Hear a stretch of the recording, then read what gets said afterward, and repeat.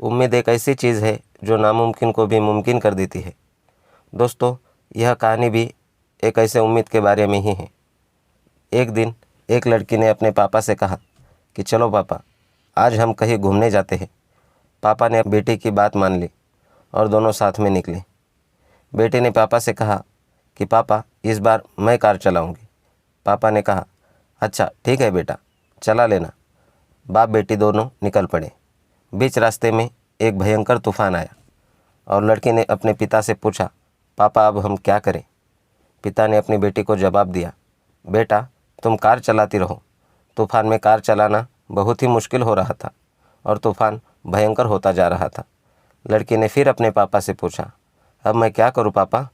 उसके पिता ने उसे फिर से वही जवाब दिया, बेटा कार चलाते रहो।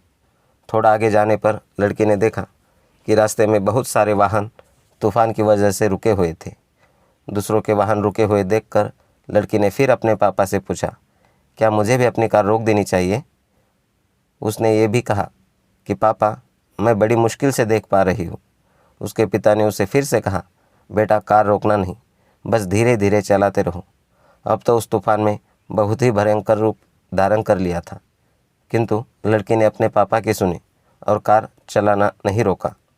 अचानक ही उसने देखा कि अब थोड़ा साफ दिखने लगा है। कुछ किलोमीटर आगे जाने के बाद लड़की ने देखा कि तूफान अब थम गया और सूर्य भी निकल आया है। उस लड़की के पिता ने अब उसे कहा कि तुम अब चाहो तो बाहर आ सकती हो।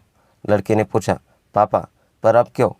पिता ने उससे कहा, जब तुम बाहर आओगी तो देखोगी कि जो राह में रुक गए थे वे सब अभी भी तूफान में फंसे हुए हैं। तुमने कार चलाने के प्रयत्न को छोड़ा नहीं, इसलिए तुम तूफान से बाहर हो। बुरा समय सभी की ज़िंदगी में आता है। बुरे समय में मजबूत से मजबूत इंसान भी प्रयास करना छोड़ देते हैं। उस बुरे समय में हमें प्रयास करना कभी नहीं छोड़ना चाहिए।